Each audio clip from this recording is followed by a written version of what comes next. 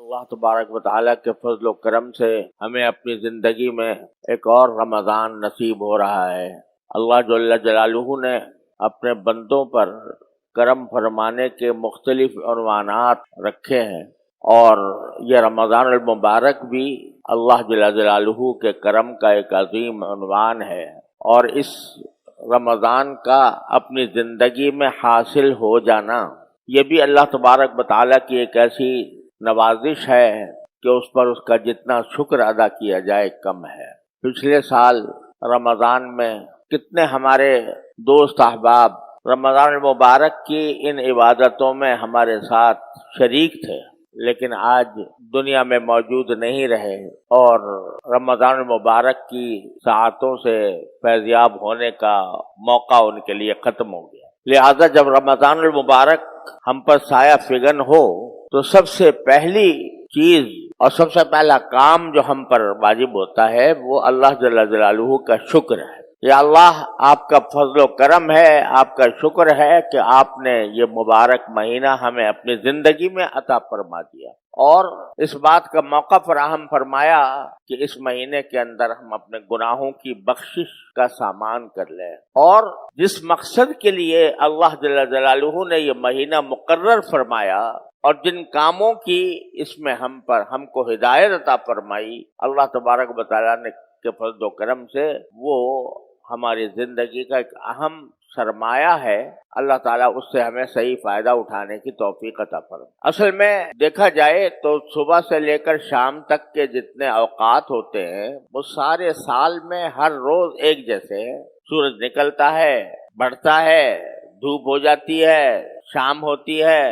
سورج غروب ہو جاتا ہے، رات آ جاتی ہے۔ یہ سلسلہ 12 مہینے جاری رہتا ہے، اور دن کے اعتبار سے اگر دیکھا جائے تو رمضان کا دن اور شعبان کا دن اپنی ظاہری حالت کے اعتبار سے یکساں ہیں۔ وہی سورج نکل رہا ہے، وہی غروب ہو رہا ہے، وہی دھوپ آ رہی ہے، وہی رات آ رہی ہے۔ یہ سارے ظاہری حالات کے اعتبار سے سب برابر نظر آتے ہیں، لیکن اللہ جل جلالہ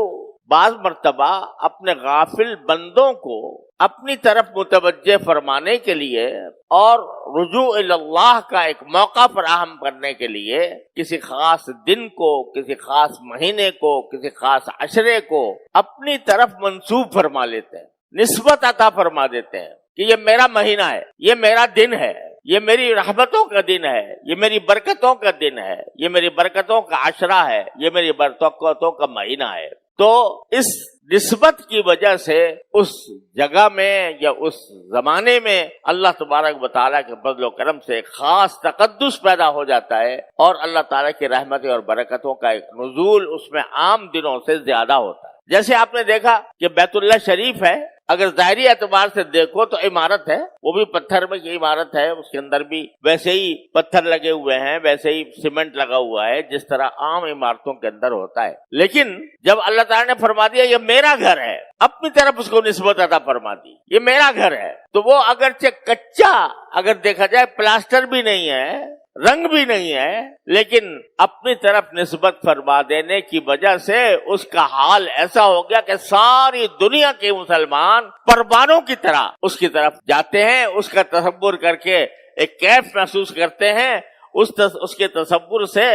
دل میں ایک تقدس کی پھواریں پڑنے لگتی ہیں۔ اسی طرح یہ رمضان ہے، مہینہ تو عام جیسا ہے، صبح شام ویسے ہی جیسے گزر رہے ہوں گے، لیکن اللہ جل جلالہ نے یہ فرما دیا کہ یہ میرا مہینہ ہے، اپنی طرف نسبت فرما دی، تو اس کے تقدس میں، اس کی برکتوں میں، اس کے لطف میں، اس کے کیف میں کہیں سے کہیں اضافہ ہو گیا۔ کیوں فرماتے ہیں یہ نسبت کہ یہ میرا مہینہ ہے؟ یہ اس لیے فرماتے ہیں کہ ہم لوگ اپنی 11 مہینوں کی زندگی میں اپنے دنیا کے کام دھندوں میں، صبح شام کی مصروفیتوں میں اتنے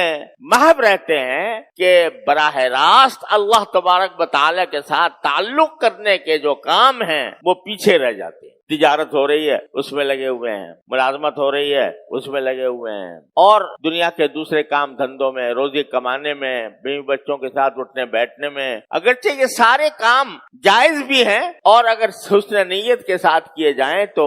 عبادت بھی ہے، اور اللہ تبارک و تعالی اپنے فضل و کرم سے ان پر بھی ثواب عطا فرماتے ہیں۔ لیکن ایک ہوتا ہے براہ راست اللہ جل جلالہ کے ساتھ تعلق قائم کرنا، اللہ تعالی سے لو لگانا، اللہ تبارک و تعالی کی طرف رجوع کر کے اپنا ایک بندگی کا رشتہ اللہ تبارک و تعالیٰ کے ساتھ قائم کرنا کہ اللہ میں بندہ ہوں، آپ میرے پروردگار ہیں، اے اللہ میں بندہ ہوں، آپ اب میرے پروردگار ہیں، میں آپ کی عبادت کرتا ہوں، آپ کی بندگی کرتا ہوں، اپنا سر نیاز آپ کی بارگاہ میں جھکاتا ہوں، اپنی عاجزی کا اظہار کرتے ہوئے باری تعالیٰ کی بارگاہ میں حاضری۔ یہ ایک ایسی چیز ہے کہ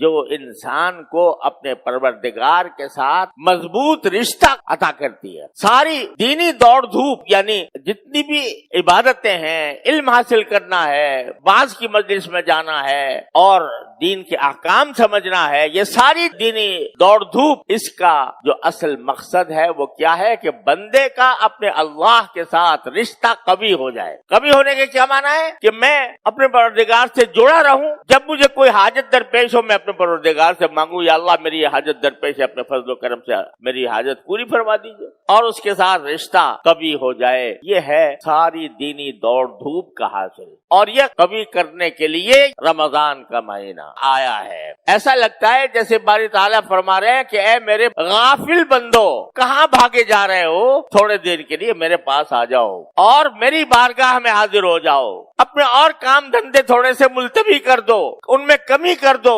ضرورت کی حد تک رکھو، اس مہینے کے اندر مجھ سے تعلق جوڑ لو، مجھ سے تعلق قوی کر لو، مضبوط کر لو۔ یہ ہے پیغام رمضان کا۔ بات یہ نہیں ہے کہ صرف روزہ رکھ لیا اور تراویح پڑھ لی، بات صرف اتنی نہیں ہے۔ بات کیا ہے؟ یا ایھا الذین آمنوا کتب علیکم الصیام کما کتب علی الذین من قبلکم لعلکم تتقون۔ اے اللہ کے بندو، تمہارے پر روزے اس لیے فرض کیے گئے ہیں تاکہ تمہارے اندر تقوی پیدا ہو۔ روزے کا اصل مقصد کیا ہے؟ کہ بندے کے اندر تقوی پیدا کرنا۔ تقوی کیسے پیدا ہوتا ہے؟ کہ آدمی روزے میں اگر یہ سوچے کہ جب رمضان میں روزہ رکھے ہوئے ہے الحمدللہ، تو مگر یہ سوچے کہ میں کیوں کھانے نہیں کھا رہا، کیوں پانی نہیں پی رہا، بھوک لگی ہوئی ہے مگر نہیں کھاؤں گا، پیاس لگی ہوئی ہے اور گھر میں ٹھنڈا پانی موجود ہے، کوئی دیکھنے والا بھی نہیں ہے، لیکن اس پیاس کو میں ٹھنڈے پانی سے نہیں بجھاؤں گا۔ کیوں نہیں بجھاؤں گا؟ اس لیے نہیں بجھاؤں گا کہ میرے رب نے مجھے منع کیا ہے۔ اگر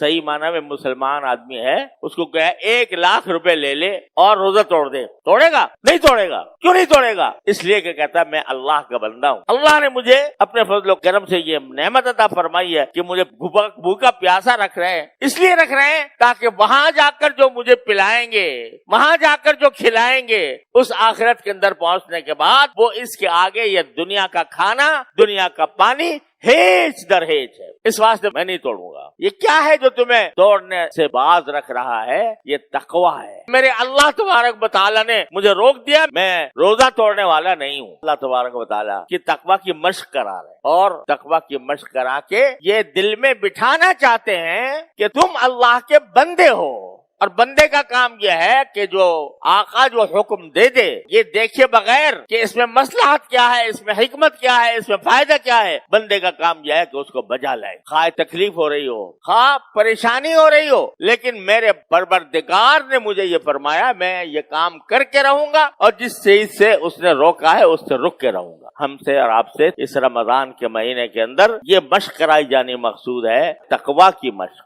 اب ذرا سا رخ بدل کر دیکھیں کہ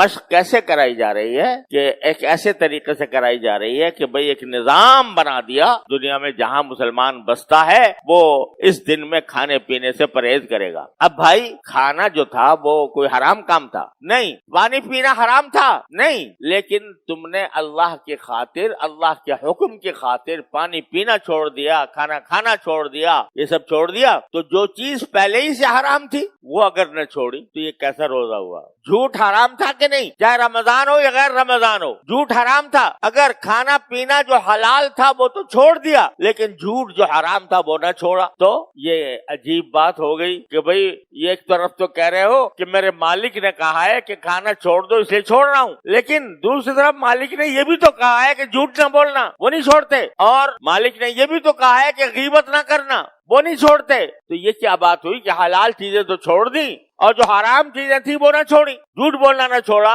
غیبت کرنا نہ چھوڑا، آنکھوں کا غلط استعمال نہ چھوڑا۔ یہ تو ایک ظاہری روزہ ہو گیا، لیکن تم نے اگر وہ کام نہ چھوڑے تو تربیت تو یہ دینی مقصود ہے تقویٰ کی کہ اللہ کا حکم جس چیز سے منع کر دے اس چیز سے رک جاؤ۔ اس لیے اس مہینے میں صرف اگر کھانا پینا ہی نہیں چھوڑنا، جھوٹ بولنا بھی چھوڑنا ہے، دھوکہ دینا بھی چھوڑنا ہے، غیبت کرنی بھی چھوڑنی ہے، دوسرے کو ستانا بھی چھوڑنا ہے، بلند آواز سے بول کر کسی کا دل دکھانا بھی چھوڑنا ہے، اور جتنے ایسے کام ہیں جو انسان کو تکلیف پہنچانے والے ہیں وہ بھی چھوڑنے ہیں۔ تقویٰ اسی وقت حاصل ہوگا جب کھانے پینا چھوڑنے کے ساتھ تم اپنے ناجائز کام جتنے بھی ہیں، چاہے وہ ایسے کام ہو جو جن کے تعلق زبان سے ہے، چاہے ایسے کام ہو جن کے تعلق نگاہ سے ہے، نگاہ کو محفوظ رکھو، زبان کو محفوظ رکھو، کانوں کو محفوظ رکھو، اس طرح روزہ گزارو تو تمہارے تقویٰ کی منزل انشاءاللہ حاصل ہو جائے گی۔ بس یہ طے کر لیا جائے کہ رمضان کے مہینے میں میری زبان سے کوئی بات غلط نہیں نکلے گی، حتی الامکان خاموش رہوں گا، اور میری نگاہ کبھی کسی غیر محرم پر یا اس کی تصویر پر نہیں پڑے گی۔ اگر کھانا پینا چھوڑ دیا اور آنکھوں سے گناہ کماتے رہے، زبان سے گناہ کماتے رہے، تو رمضان کا فائدہ کیا ہوا؟ لہذا جس طرح ہم کھانا پینا چھوڑے ہوئے ہیں اسی طرح ہر طرح کے گناہ بھی چھوڑے ہوئے ہوں، زبان کے بھی، آنکھ کے بھی اور کان کے بھی، تو انشاءاللہ اس طرح رمضان گزرے گا تو رسول کریم صلی اللہ علیہ وسلم کی طرف سے خوشخبری سن لو کہ من سلم لہ رمضان سلمت لہ السنہ، جس کا رمضان سلامتی سے گزر گیا تو انشاءاللہ اس کا سال بھی سلامتی کے ساتھ گزرے گا۔